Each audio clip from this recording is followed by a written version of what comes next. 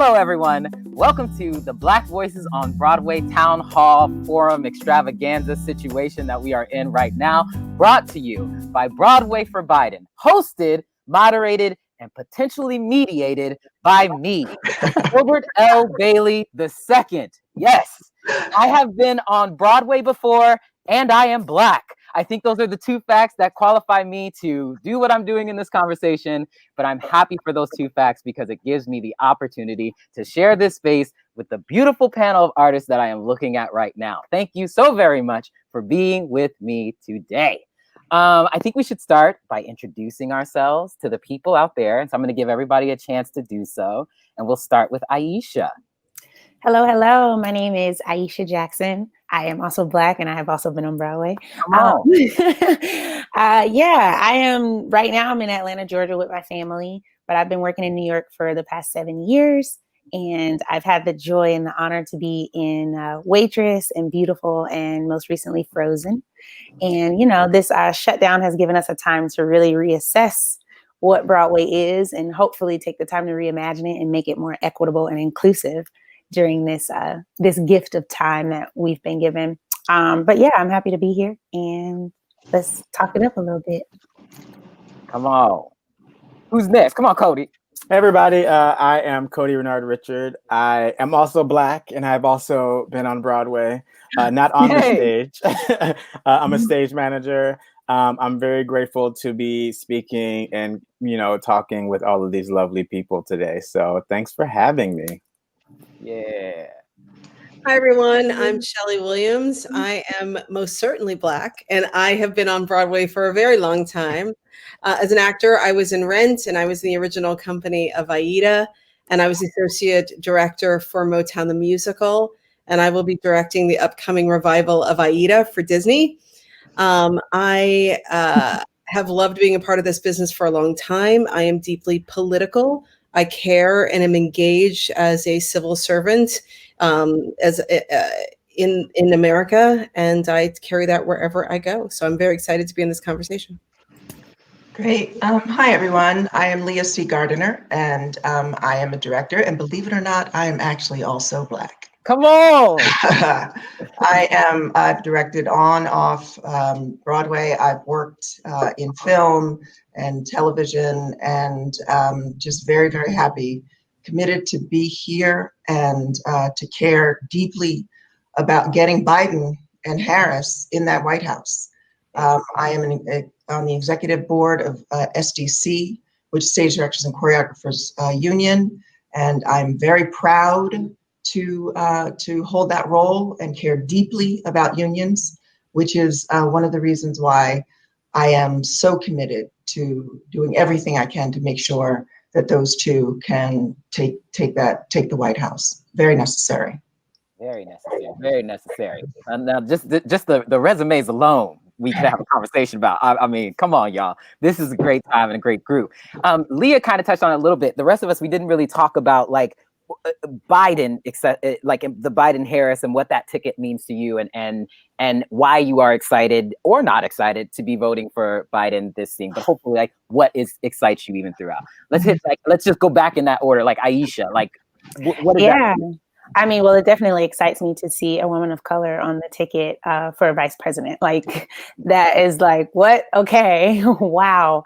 And I think what has been hard for our community and for just the world at large is every politician has some skeletons in their closet, and there are things that they have done that we don't agree with. And hopefully moving forward, we can hold them accountable for their actions and press them to be better for us and to create the change that we really desperately need in this country. But yeah, it was definitely a joy, and then mixed feelings of okay, well, this is what we have. And we kind of just have to work with what we have and make the best of it, which is sad to say, but at the same time, very exciting to see the prospect of moving forward. I feel like Biden and Harris are in the mindset of we need to do better. And so I'm excited to see how they can do that for us. Yeah. Please vote for them. Yeah. No, I think the acknowledgement, Aisha, of that I think the acknowledgement that, that's the choice and making recompense with that is really interesting. Thank you for letting us know. Cody, Yeah, I mean, this question's tricky for me, but but obviously I am on board with Biden and Harris. As Aisha said, it's exciting to see Kamala's name on the ticket, and it's exciting for who she is and what she stands for. I'm fully on board with that. And I was talking to my mom about this yesterday, honestly, because I got her to register to vote. She hasn't voted in a while, and she wouldn't be mad at me saying this, but she's going to vote this year. Yes, Come on, Cody. Okay, but I was talking to her and I was like, listen, we have to vote for Biden and Harris because what we currently have is not working. We gave him a shot, right? He didn't land the basket many a times, so like it's time, even if you don't like Biden, even if you don't like Harris, it's time to give someone else a shot. That's the way I've been telling people who have been so like, well, what about this about Biden? What about this? And it's like, no, we have to look at it. We can't continue to give the same person a shot when they're not good at what they do. Yeah, you know what I mean? You're saying Trump is like Danny Green in Game 2 of the Lakers Miami Heat series. That's what you're saying, Cody. Listen, if I knew what that means, I would say yes. Everything. Obviously, you like, he's just Danny Green lacing all these bricks, and we need to go ahead and put the ball in Kuzma's hand. I get it. Yeah, it's right. Trying for him. Yeah. Trying for him. That's right. That sounds right to me. Picking up what you're putting down, Cody. I love it. But also, I will say this. Also, Biden, for me, is a human. Like, he is compassionate, and he is someone who we can look to. And I don't get that right now. Like, he speaking at one event gives me more hope than I've gotten from our current president in the last 4 years. Mm-hmm. So I think that is another reason that it's easy to get behind someone who actually seems as if they care for humans. Mm-hmm. Yeah. Yes.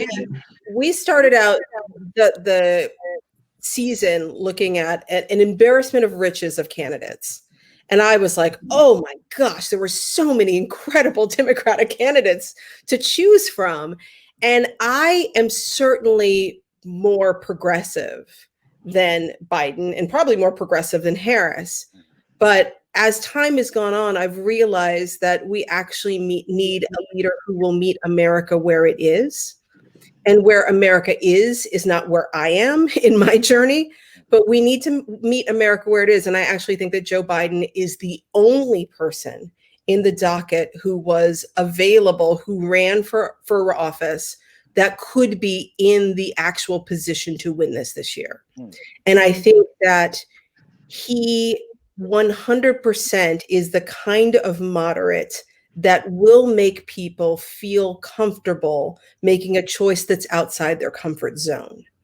And we need someone who is going to be tempered in this moment and really understand that it's going to be a gentle calibration to get us back on course, because we are far off of course of who we are fundamentally. The core values of America are actually off course.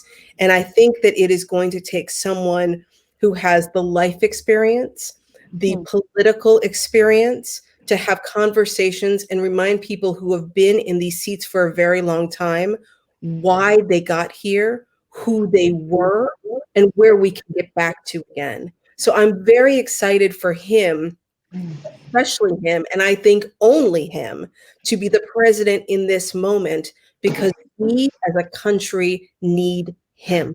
And I would not have said that at the beginning of this race, but I say it now. And I also think that Kamala Harris has the bite, the backbone, the specificity that we need also to back up his tempered spirit. Mm-hmm. I think they need to know that if they don't follow through, they're going to have to answer to her. Mm-hmm. And I am very excited about that. Mm-hmm. Yes.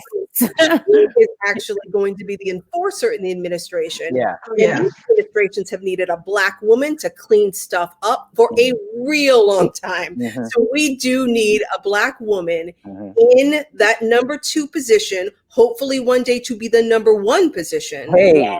To get her eye on the overall picture so that we can get this right in only the way that a Black woman can. Amen. It's so interesting, Shelly, you say that, because I watched First Lady Michelle Obama last night on CNN, and it was perfect for this. It was perfect for today, for this event, because I have to say something.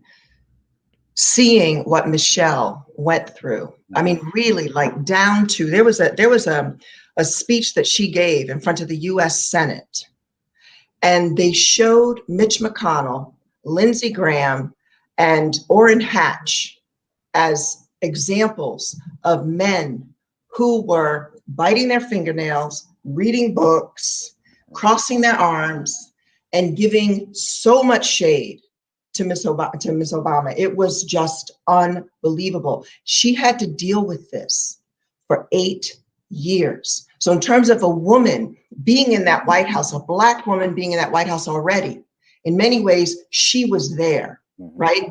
She was not the person out front, and she made that very clear, but the work that she did alongside her husband, alongside our then president, the reality that they knew what they did for us in knowing that this country is shifting. And if we are not careful, we are going to lose it. And that's the reality right now. White supremacy is real. These folks are real. And what Trump has done, and I can't believe the name came out of my mouth, what the orange man has done to our country, to our people, to people of color, it is just extraordinary. And they are determined, y'all, they are determined to keep us down and away forever. And that's what's real. So yes, Biden is a moderate. He's not my man. He is not, and Kamala, I'm with you, Shelly. I feel the same. But the fact of the matter is, if we are not lucky, we are going to lose our country. We're concerned about losing Broadway, but the reality is we are going to lose our country, and it's no joke. Yeah. Y'all, amen. Can I say something? I have this very strange, maybe you'll find it interesting, but this idea about Kamala that I've been thinking about. Go with me on this. But I often think about America in its current state and how America was built on the backs of the children of Africa, right? Children of the motherland, right? And then it was built by these people who thought they were going to India in the first place, didn't even know where they were going. So I just think it's a strange poetic justice that you have this woman who might become president, because that's what we're hoping, who is both Black and South Asian in her descent. It's like a strange poetic justice to me that like that could be the first woman president. It's something that makes me so, every time I think about her and I think I absolutely agree with you, Shelly. Like we need a woman, and we also need a Black woman. And I think particularly we need a Black woman. And I don't know if I feel that way just because I'm Black, but I feel that way. I feel that what I've gotten from Black women being grown up, I'm like, all y'all need a Black mama. And I hope I look out here and some of these kids are like, oh, y'all need a Black mama. That's what happened to you. You know, we were lucky to be raised by the women we were raised by. And I'm so happy and inspired by the idea. And I'll tell you why, Gilbert, why I say that. And I don't say that just because I'm a Black woman. Yeah. I say it because when you look through the eyes of a Black woman and you navigate the world through that lens, it means that everything I do, I'm looking left and right to the people around me to make sure they're okay, because I'm getting paid the least of everybody else. So anything I get is a win for everybody else. So if you have someone who is always being looked at as the least of these in charge, you will not be leaving anyone behind. If you're constantly elevating someone who has always been at the top, will they remember to look laterally? Will they remember to look down? Will they remember to reach back? I have no choice but to take who's next to me up, because that's the only way I'm going to get up. So that's the reason why I say it's a Black woman. It's not out of arrogance. It's out of sincere care to make sure that this country is going to be okay, because a Black woman is not going to leave anybody behind. There is no one behind us to leave. Come on. Right. And you know what? As a mother, I have to say, Shelly, as a mother, it's real. Because when you have a Black child in this world, you know it is your job to figure out how to make it better so that they are protected and your children's children are protected. And this is real, y'all. This is real. Yeah. So yeah, I appreciate you saying that, Shelly, because it's true. Yeah. No, thank you both for commenting on that and for things. I really do believe that as well, that like she would be great. I think she'd be great president. I hope she's president. That's what I hope. I'm voting for Joe Biden and Kamala Harris because I'm hoping in 4 years it'll be President Right. Kamala. That's what I'm being honest with. That's the honest thing to me of a ticket. But I also resonate wholly with Shelly's, I think very astute assertion that Joe Biden is kind of the only moderate, the only person that, the plane is nosediving. And if you flip it too high, then you just have a problem going the opposite way. But in the nosedive, it takes that steady hand to kind of work you out of the nosedive. And then then we can come up once we've gotten out of the nosedive, then we can change course and fly. But first, you gotta take us out, And so, and I agree with you. I think that's where Joe Biden is. That's why I'm voting for Joe Biden. That's you took I'm voting because I do believe that at this moment, who Joe Biden is, he's the best president for this moment. In 4 years, I hope we can be saying something else. But yes. Today, that's what that is. Wonderful. Well, I would be really remiss if I didn't address the fact that we're Black and theater artists as well. And so I have this question formed in this way. As a theater artist, we make work that explores and is informed by the world around us. How has the past 4 years under a Trump presidency informed your work? And what effects do you think Joe Biden and Kamala Harris might have? And this is, I mean, up and down, like how, just for a second, us as theater practitioners, as Black theater practitioners. I'm gonna throw it out to. Let me put it on Cody first. Let me level it on Cody and see where he takes it. Oh goodness. I don't know. I would say that the last 4 years, thinking of the work that I've done in a I guess a general sense under a Trump presidency. I don't know. I feel like I always am a little bit nervous about who is putting money into the show that I'm doing. And mainly because we live in a capitalist society, and the people who run Broadway and the people who run anything that I do are normally white people with lots of money. No matter if I'm doing a show that is centered around Black people or centered around whatever, you know what I mean? So I think about that a lot. I think about how when I work on these shows, I'm usually the only person in a position to say something who's Black. There's been a few times where I've had, a Black director, maybe a Black producer, but for the most part, the shows that I'm doing echoes what's happening in America. Not to say that some of these producers are as insane as that man, but we've all worked with people that you're like, oh, you are literally, you feed into this capitalist world, and I am a pawn in your thing so you can make money. I am still building the show for you.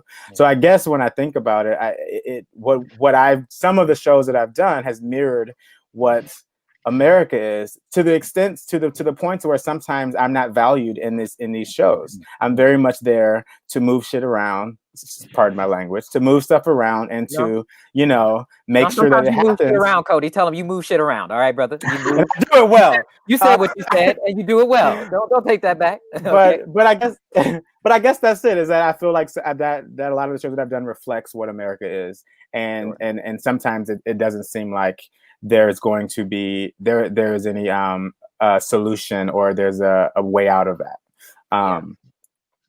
Yeah, I think I was getting to before COVID struck, I was coming personally to the existential crisis of that. Like I remember being in a Broadway show when Trump was elected president, and being downstairs, and every time we walked off stage, like watching the TV and being like, this is not happening.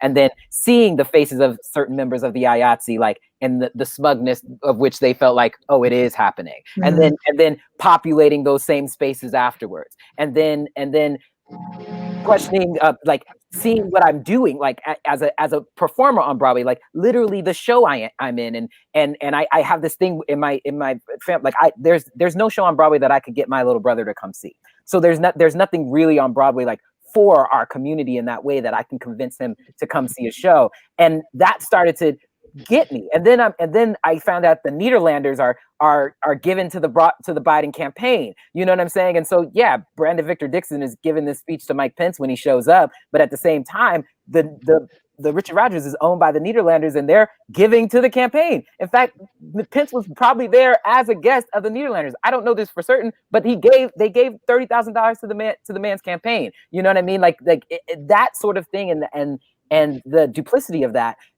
The infrastructure of Broadway that I work under is someplace where I don't feel necessarily comfortable, because I don't feel like the people who run it necessarily resonate with my beliefs and my ideas. And because to them it's a business, right? So first of all, they're thinking about the money. Not everyone, but if we're thinking of the global we, they're thinking about the money first, and they're thinking about us probably third. You know what I mean? So them giving to these campaigns, in return for them, they see more money on the back end. So it's all about capital wealth and making more money. At least that's the way I see some of these situations play out. Yeah, but I think you're absolutely right, and I feel that way too. But I feel like the kind of the privilege of being able to only focus on that capitalistic ideal and make decisions that affect my brother is affected, my Black family is affected by this decision that you're making to just make money, and I'm a part of your economic engine. I'm the server in the restaurant of you. I'm the one out front. I'm the one out front. You're using this to make your thing. So by working for you, it feels as if I'm hurting my actual community. That's the thing. I'm trotting these stages where I have the thing where like I'm completely mad at the Black capital that we have. I'm mad at Oprah that I'm not going to audition at a show that's going to be playing at the Oprah Winfrey Theater. And I'm waiting on the billionaires that we have to put their name on a space in New York the way Carnegie has put their name on a space, or the way the Koch brothers have. I live for that day, because I feel like in this place, nobody resonates with my ideals. The people I work with, like we're all thing, but like at the end of the day, you're working for a corporation of sense that believes in the Trump campaign, to a certain extent. But even the people you work with, like you were saying, the IATSE members, our crew members backstage, we had the show that I was doing when Trump was elected. There was someone that we knew voted for him in the building, and this is a building who is majority, we did not vote for him. And so it was also interesting to see, like, this is a man, like, I work with him every day. I'm like, oh, what's up? Like, I talk to him daily, like and so then it's like, oh, okay, we have to shift and be like, okay, well, how do I feel about this person now? And like, should their politics affect the way that I treat them at work? It's like you had to shift your mindset of like, okay, well, what are you going to do with this? This knowledge. What does this person actually believe? Why did they actually vote for him? What do you think that he can bring to us? Because it might not be, because I know we go straight to, oh, you voted for him. Oh, he's racist. He's this, he's that. He's all these different things. So you must be that. And that's not always the case. Nah. So it actually kind of made us have to shift and go, okay, how am I going to deal with the situation? How am I going to deal with this person differently? And that knowledge of that. But I think personally, for me, like doing shows, I'm much more cognizant of like, what is the message of this show? And like, what does it stand for? And I think knowing who is in the White House and just the things that have been going on, it makes me think about, I don't want that. I want to be better in my personal life. And yes, I can vote. And yes, I can make sure I'm informed about what's going on, but also in my own line of work, what can I do to make sure that young men and women feel heard, seen, and represented? Because that's not what's happening right now in the White House, And so like within my work personally, I'm like, okay, how can I show up for these young men and women of color, especially? And so in my shows, I just kept reminding myself of that and reminding myself of like, we do have to be the change that we wish to see in the world. And even though we don't think that, sometimes we don't feel like our voices matter. Black women matter. We do matter. And we have to use the voices that we've been given. So I think more now than ever, I've been like finding new ways to use my voice and to stand up for what I believe in and to encourage others to do the same within my work. Yeah. I think that's something that's very, and I'm gonna take a second. Aisha's like my sister. So I'm gonna take a second and just be like, I think that's one of the things that I think was most inspiring about watching you do the understudy work that you did. And like the way that you used it as a way to be a platform and to be a space for young Black women, I thought was really, really encouraging and wonderful. So I'm just gonna throw that out there because I know about your advocacy and your stewardship in that respect, and I think you're just wonderful. So thank you. Thank you. I agree. Yes, you are wonderful, wonderful, wonderful. It's interesting when Hillary the electoral process, I'll say, because she won the popular vote. But when she lost the election, it took me a while. I really had to assess, how did we get here?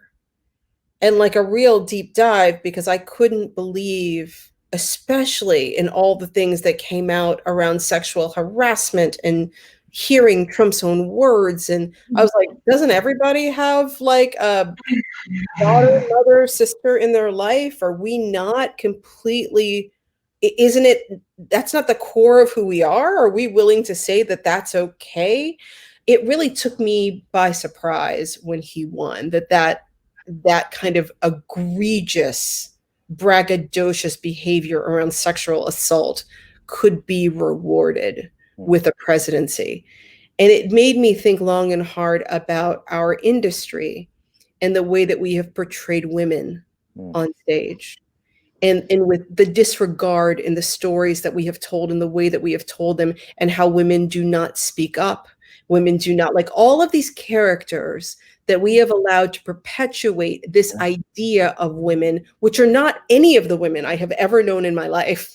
But these characters who are often written by men over and over and over, always screaming the highest notes that they can, always like, and I was like, who are these women? And yet we're replicating this idea of what a woman is by people who are not. Yeah. Amen. And so then when it comes around to, and then demonizing women and their leadership, I was like, if there's one more TV show where the mother-in-law is saying over and over, that woman is not good enough for my son. We keep reinforcing this idea of she's not good enough. She's not good enough. She's not a good leader. She can't even lead a Broadway show, right? The star is always going to be a male who's making more money. How are we supposed to say a woman can lead this country? How are we in our own industry in which we have some control, continuing this narrative of ignorance and fear around women? And look around at how many women are leading shows, producing shows, and writing shows. That's right. We have failed. Yeah. And so until we turn around and say, we don't have leaders as women, we are not reinforcing to people who come into our theaters our very liberal thresholds of like all of our liberal writers and all of our liberal composers, and why are we the problem? Yeah. How can we become the solution? How can we change the narrative? Because we have the hearts and minds. Yeah. So the last 4 years of my life have been about, I will work on your play and I will tell you things that I think are wrong with you. And I will be very spoken. I won't do this. I'll, like being very clear about what the notes are, what the thoughts are, and my hiring practices reflecting women in charge to dispel the fear of that. So that's the way I've, been really actively working for the last couple of years. Come on. That's so important. Sorry, go ahead. I was going to say that's so important, and it's I have become very much more aware of like who's working on this project before going in for an audition, and like who is the team, what does the team consist of? Okay, it's a story about people of color, but are there people of color behind the table? Are there people of color on the creative team? And so that's a very important point that you make there. The last show that I directed, I had an all women of color design team. It took us 1.5 years to put it together. 1.5 years. I mean, that says a whole lot about our industry. A whole lot. Yeah. But more importantly, not that's important, but as importantly, I was recently contacted by a woman commercial producer to talk to me about a project that she's very much interested in. And, I got the call, and I've worked with her years ago. And I think that she is one of the kinder folks in our industry. And whenever I'm in contact with her, I am reminded that there are some good. And it's almost like I am like you're saying, Gilbert, I am desperate for more of those voices. Yeah. More of those voices coming forward and saying, you know what do you want to do? Tell me the project you want to do. What is important to you? And it's not about George Floyd.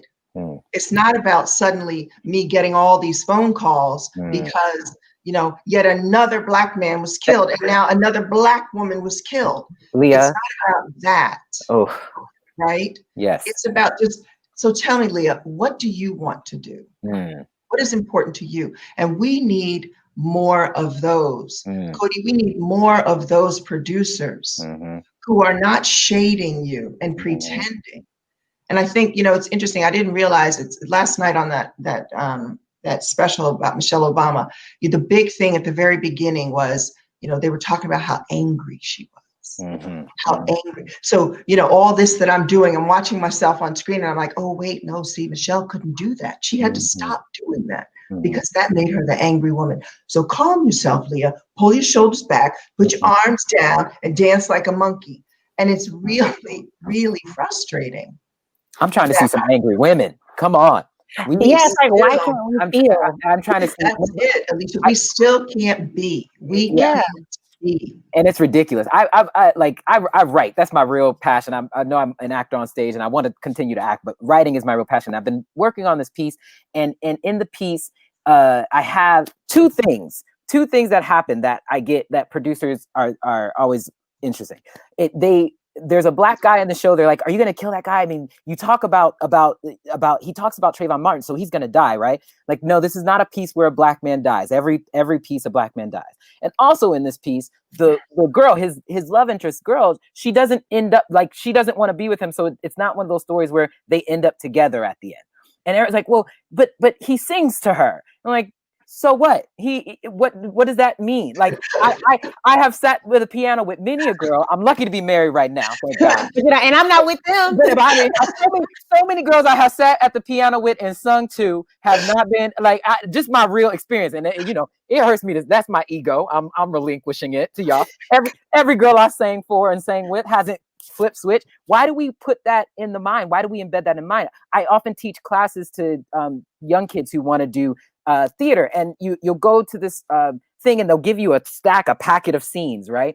And even the scenes that are like for women are not ever about the women in the scene. They in Wicked, the scene in Wicked where Nessa Rose dies, like, right, the house comes falling on her and things. She talks about her sister being dead for like 2 sentences, and then goes on for like 2-page long monologue about Fierro and this fight, but these 2 women are fighting about Fierro. Meanwhile, her sister is sitting here decaying on the floor, and I'm like, I don't understand how I don't know a single woman in my life who, if her sister died, would spend this amount of time talking about this man, and I don't understand why we do those things. I feel like those things are like very like subtle, but we do it, and I think. So I guess I'm going to take us back to the center of the question and flip it. Like, so if that's how we've been affected by Trump, then for me, with Biden and Kamala, I feel like you guys touched on it with like, I felt like after Hillary lost, there was a breach of contract with America, right? There was this breach of, we all assumed, we were all deluded to think that we had certain principles that we held and that like they will not be crossed. Like, you can't be talking about I'll grab her by the and you can be president. And be president. And like you can't, like, we thought that. And I think that decency, like, I feel like I've also been laboring under I do believe that theater is to change and to inform and to do, but I feel like I've been laboring under this weight of there is no way of changing the minds of a country that would allow him to be president. And even just having Joe Biden and Kamala, to me, gives me the sense of, okay, we can fix these things. Because I'm telling you, if it doesn't happen, I'm the next 4 years, I literally am. I'm moving. I'm going to the UK. I'm doing whatever I have to do. I got to figure it out. I'm gonna have my James Baldwin moment. I'm gonna go to France. I'm gonna drink coffee and croissant, and I'm gonna walk around. You know what I mean? But like, you're not the only one. I'm going to. I really am. But like that to me, does that sense of, do you feel like, because the work will not be done. The work is not done with Biden Harris. That's not true. But do you somehow feel like the work can be done? Because the past 4 years for me, it's felt like using my fist to punch a brick wall, and I'm just not that strong. Right. It'll definitely rebuild hope. That's what I'll say. It's going to rebuild hope. It's going to give us that idea, that notion of like, oh, okay, we can do this. Okay, we can be better. Okay, we can get the reform that is needed in our country and within our industries. Like you were saying, we lost that hope when Trump was elected. I feel like we all grieved. And I feel like then Harris and Biden being elected will revive hope within us. You know, one thing that I've been really examining deeply, the divide. And I'm really terrified about how we in many ways, if by electing white supremacy into the White House, we have supported a system that will basically vilify 51% of our country if we are not careful. And I feel so passionate about getting that message out. Like we are, you know, Shelly, you were talking about as Black women and the sort of, you know, where we are. And there was, you know, Alicia, there was hope, right? We had 8 years of hope. And we knew it, we felt it, it was in us, it was all about us. And then suddenly these last 4 years, the reminder of where our real place is, their determination to remind us that that White House is white for a reason. And I think that if you know, by getting Biden in and by getting Harrison, there is some way of coming back to the keep hope alive. At least I think that that's something that we're all praying for and hoping for, even though we know it's different. The rebuild is going to be really hard, but it is going to be possible. But I think we all have to really be very careful. I mean, I was in the Poconos this past weekend just to escape, just to get away. And I was out hiking and I was like right by the side of the street. And there was suddenly this convoy of trucks with Trump banners, just car after car after car for about 3.5 minutes, whistling, hooting, you know, good old boying, their dogs dressed in the American flag, hanging out the windows. And it's real. And I'm sheltered here in New York, and we're sheltered in Atlanta, and we're sheltered where we are, right? But what's really out there is just reaching our brothers and sisters who are beyond the cities to say, you know, guys, this is real. Yeah. We got to get real, y'all. Yeah. I keep saying that, but we've got to find a way to help, you know, like I know Oprah, she put a whole lot of money into this. Denzel has put a whole lot of money into this, and we are grateful for that. And I'm sure a whole lot of other of us have. I've given my $10 and $15 whenever I could, you know, because I've been unemployed since last November. Hear you. But the truth is, you know, we all have to do our part because that hope you talk about, it's so important. Yeah, I think that totally, I agree with you. I think it's the hope, and it's also, you know, I did a good amount of ignoring, like I was annoyed when all the birtherism started. And I was like, oh, they're idiots. You know, like I just kind of just thought, he's born in Hawaii, enough already. Stop. But like that little insidious bit of, you know, this, and ever since Trump has been in office, just trying to completely erase Obama's legacy. Like the fact that we did not fight back at birtherism allowed all of this to grow. And so if we want to get back to our core values, you know, when I look at, when you talked about looking at that Michelle Obama special, and you looked at with Mitch McConnell and Orrin Hatch, and who else was sitting there? Lindsay, dear Lindsay. And I think, you know, I often think when I hear them speak or I hear them do things that are that blatantly disrespectful, who raised you? Yes. Yes. Because like everywhere I go, I have LaDon with me. Like I can hear my mother over my shoulder. I can hear her say that's not how I raised you. That's not who I raised you to be.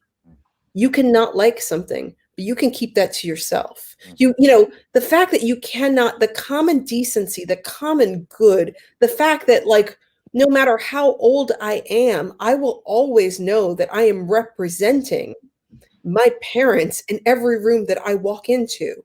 And I just think when I look at them, do you know your children and grandchildren are watching you? Do you know that you're a representation of your family and you are a disgrace? You're a disgrace. When I have to say to my 8-year-old, you can't have a birthday party with your friends because it's not safe. And then I see a 72-year-old man have a party with all of his friends last Saturday and have a super spreader event. And I'm like, how can I tell my 7-year-old? I'm teaching her how to be responsible. And you can't take responsibility as an adult. Like there are things that make me, you know, I am excited when I hear Joe Biden speak because he just sounds normal. He sounds like a parent.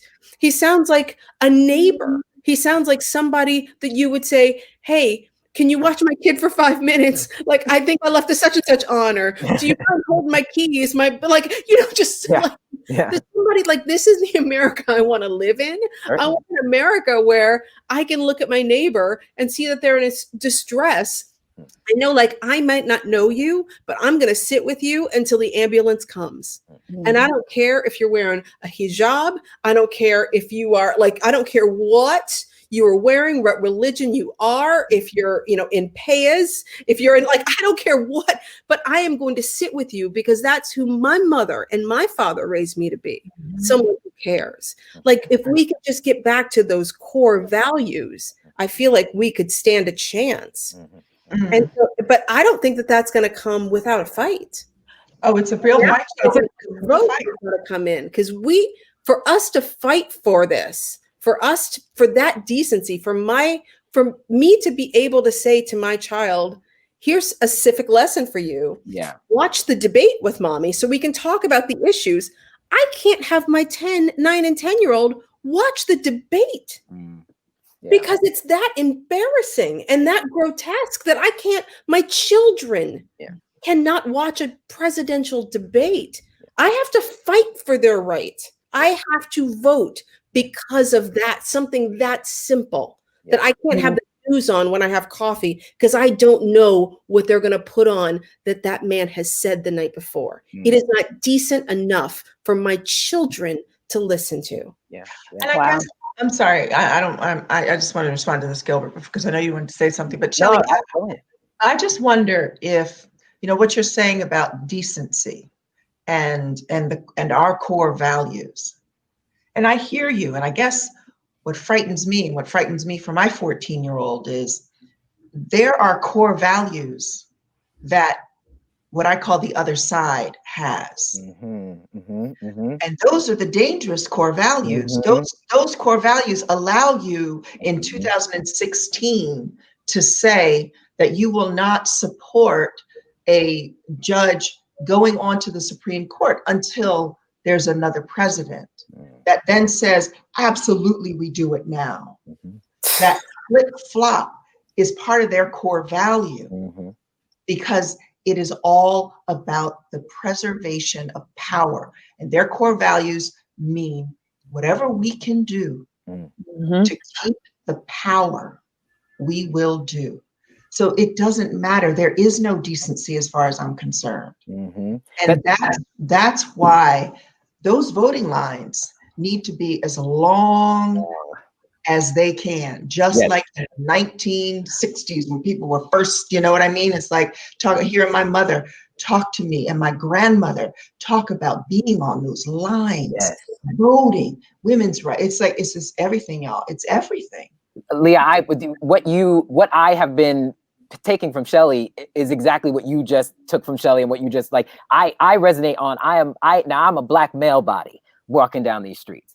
And I just watched on TV that they let a 17-year-old white boy walk around with an AK, whatever, on his chest, and they killed Tamir Rice in 2 seconds. You know what I'm saying? I have that, but I think and I don't mean to get too militant. I'm a child of Malcolm and James. That's my litany of things, and Huey and all of them. I think we all should be. I'm about to start practicing my Second Amendment. You know what I mean? I think we all need to be practicing, and it's that, but more in that show, like Leah, what you're saying, where I think we all should show up to the polls. Like I am all about like the mail-in voting right now, and I want everybody who doesn't feel comfortable to mail in vote. But I have been thinking for several months now that, you know, if we can brunch, if we can go to the things, I think that Democrats, you can vote. and I think that Democrats, I do think that taking back the soul of the country, like the optics of it, we need to show up. We need to stand in the line longer to them, because you're right. That convoy, that caravan of cars that came sweeping past you, they come out in that type of show of force.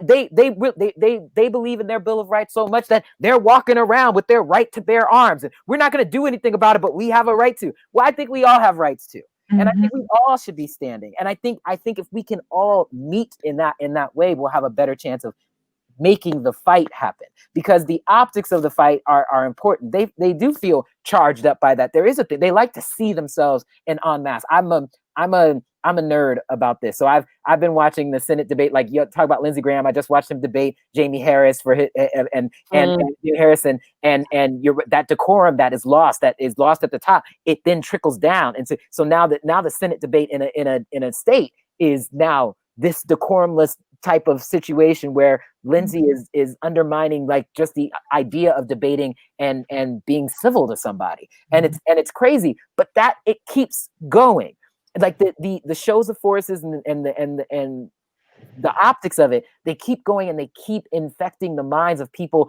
and then you get those things that happen where I'm walking down the street, you know, with my vote thing in my neighborhood, and there's a Trump guy going like, only if you're voting for Trump, say something to me and I'll punch you. And I'm like, bro, I said what I said when it was on my face. I said what I said. But that energy that they have, that's that dangerous energy. That's that energy where like they want to fight you. They want to, they're now in their minds, like they see it as a physical thing, like as a real fight.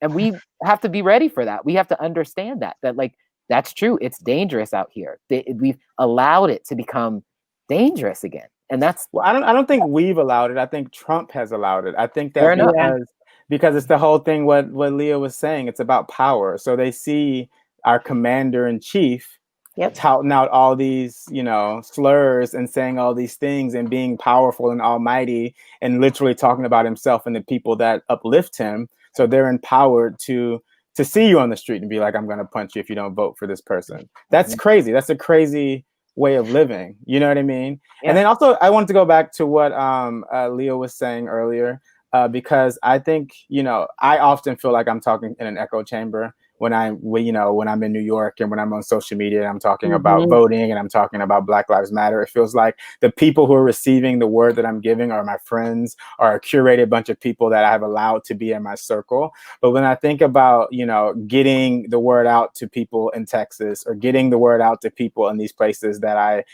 St. Louis, that I've spent a lot of time in, I know a lot of people in those cities that still don't vote. You know, their response, because they're friends and some of them are family members, you know, I don't get caught up in that type of stuff. Like they don't, like I've been trying to make it so they understand what this moment means, that it's more about like, it's less about them not getting involved and more about us setting up the country for the next generation. So like how, I think that's a great point, Cody. It's going to take a very long time. And then no, go ahead. No, that's my fault. I think my you internet's cut out. Yeah, I think you cut out, and so I thought you were in the middle. So I was hopping in there like the moderator, but you were still going. You know what I'm saying? I was just trying to have your back, Cody. Okay, I was just there. You know, I appreciate you. But I think to like hop on what you were saying, like how do we get our brothers, our sisters, like, and I mean that in the colloquial sense of Black folk. How do we get brothers and sisters to vote? Because I find that too. Like I have family members that are just apathetic. And if you know me, I am anything but apathetic about anything that I care about. So in every conversation, I'm going to light you up with 20 minutes about it. Even if the last conversation was, so if you want to talk to Gil, if you want me to be in your life, if you want to have a relationship with me right now, at this point, you got to be able to talk about this. So I'm constantly talking to people who, as you said, just are apathetic. Can you all enlighten me? Are you having a hard time getting Black folks to vote? I'll tell you what I say, because I made a video today. I'm from Ohio, and today is the last day to register if you're from Ohio. So I just put something on Instagram about that. And my whole thing is, I have a million reasons why I'm voting. I mean, I could just like rattle them off, but you only need one. And I said in my video, if there is a group of people working so hard to shut you up, if your only one reason is to say, nah, I'm gonna vote because you don't want me to. That's a good enough reason to vote. You don't have to like a person, but you can say, nobody is gonna shut me up. And I was like, that's all. Vote if only for that reason, because there are a lot of people who are working really hard to make sure you don't. And I know if I were your mama and I was saying, whatever you do, don't go to that basketball game, you'd be sneaking out of the house. Hey. So it is in us. So stop reading my high school diary, okay? Stop reading me for filth in front of everybody, okay? But I'm telling you, there is something in us that says, why in the world are they working so hard to shut us out? Shelly, I just think about my ancestors, and I just think about how hard they fought. And as a child, my mother, every time she went to the polls, every time my father went to the polls, they would always turn and say to me before they left, if they didn't take me with them, your people died for this. And that is why I am doing it. And I think if there's a way just to try to get to these younger people to help them understand that really still exists. What happened exists. It is your history and it is necessary. And exactly what you're saying, Shelly, because you said I can't, because you said I don't deserve it, because you said my voice doesn't matter, I'm going to make certain it does. And I'll tell you, this is the thing that I think is tricky in that, in that a little bit of that argument, which is there are a lot of people who've grown up stagnant. Their neighborhoods have gone down. Their schools haven't had any. And the truth is, for Black people, not that much is going to change no matter who's elected. We got to play the long game. It's not about the short game. It's about the long game, which means it will get a lot worse for some people, but we're already getting shot on the street by our civil servants. I'm already getting followed. I'm already, it is really about the long game. It is really about seeing the time when we can make a difference. It is going to be a couple of elections where we start to turn the tides on who our community leaders are. We can start to pick them off one by one, right? And the senators, and we start to have representation, and we start to get more involved in our civic and our communities. It is really about the long game. So you have to be able to say, your situation may not change in the next 4 years. That doesn't mean go away. It means lean in even more, because it's when we took ourselves off the gas and we're like, oh, we got the Voting Rights Act, and we sat back in the 70s and the 80s, and that's when we got to hear. It is, we always have to be engaged, and we have to train that in our bodies, that every 2 years we vote, not every 4 years. Every time there's a community, so anything but voting is every 2 years, not every 4 years. Yes. I think that's so important. I'm so glad that you all have articulated it, that we need to be more civically engaged in general. We need to, I'm so excited for this new crop of young and inspiring to me politicians like Charles Booker in Kentucky and Jamie Harrison in Carolina. I am so excited. And what I hope is Leah, you're the experience that you just articulated about your parents being excited to vote and instilling in you the necessity of that. I wish I grew up with that. I'm gonna be quite honest with you. We are real lucky that Obama was my first president that I could vote for, and I was in college at the time. Because had those two things not happened, my Black ass would not have voted in 2008. It just wouldn't have happened. I wasn't from an area that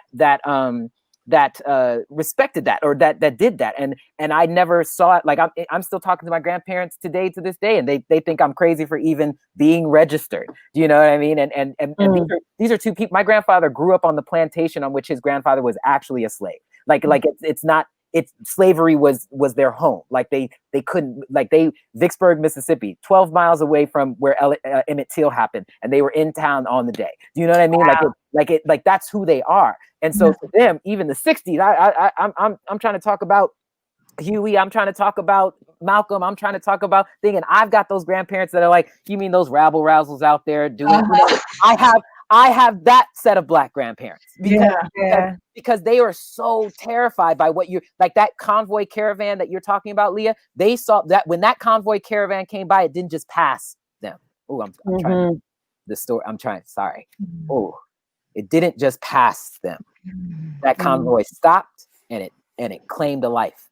So they've grown. They don't think that anything can change. But then on the flip side, I'm of a generation where I do know about the Civil Rights Act. I do know about the Voting Rights Act. I do know that about what happened after Martin, what happened after Malcolm, and we weren't living. How my kids will look at Tamika D. Mallory, and they will look at them as people. That's how I can look at Malcolm. And so I know that change can happen, but how do we engage these communities that have been listless and been apathetic about it for so long to get involved? I think it's about what everyone just said, but also thinking about the future. Because yes, I'm fueled by my ancestors, and yes, I'm fueled by this moment in time, but thinking about what type of America I want to live in, and what type of America I want to live in safely. Thinking and about my kids too. Like, I don't have them, but like it's about the next generation as much as it's about us. And it starts with this election, and it starts with every election past this, because every little bit actually, moves the needle forward. That caravan that Leah saw in the Poconos, that they could have very well have stopped and taken her life as well, because people have been empowered. Cody. Exactly. That's what I'm saying. Like, people have been empowered to do stupid shit all the time. So we have to think about what we want to live in the future, and that's why we have to make it personal for people in order for them to get involved. I think, to vote. I think it's also like when you can.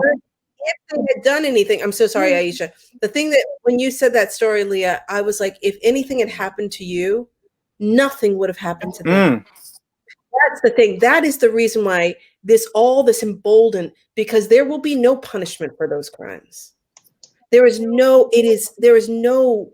justice for We've been shown it time and time again. To stop them. If not, there's nothing punitive. They will lose nothing. I'm afraid. What is the stand your ground? Standing ground. All of these, like, your radio's played too long, I'm gonna shoot you in your car. Taking a Black life does not matter now. Not at all.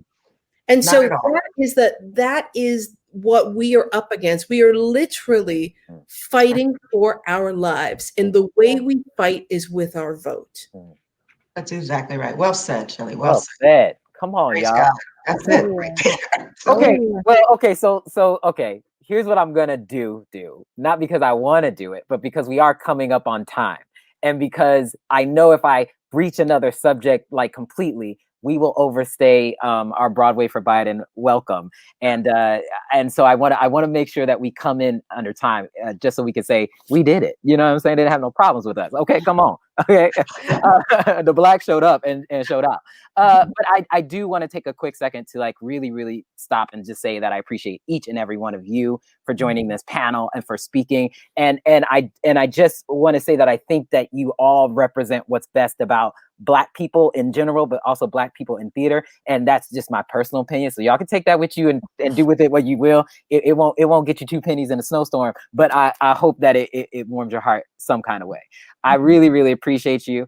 To anybody who is watching this, go vote. Yes. If you're watching this and you weren't going to go vote, what are you doing? But also, if you're watching this and you weren't going to go vote, thanks for watching it. Go vote. And get out there and take your friend with you. Exactly. Take your cousins with you. And your take parents, your uncles with you. And your grandparents. And get your aunts and your uncles and your cousins and everybody, because everybody. You gotta use our voice. My voting tip is make your playlist. Hey, I know that's right. I have my playlist. I'm building my voting playlist, and I'm going to be in the line, living my best life. Yes. Make your playlist. I think we should bring some of them mobile grills and start cooking up burgers and chill out. Make Have it a a fun. cookout, baby. Have a cookout. Socially distance. Take care of yourself, but eat some food and vote. That's it. That's Come it. on. It's so necessary. It's So a matter of life and death, y'all. It's life and death right now. Really is. Life and Gotta use your voice. Gotta use all right. Well, we gonna use that voice and much love to y'all. We out. All right. Be well.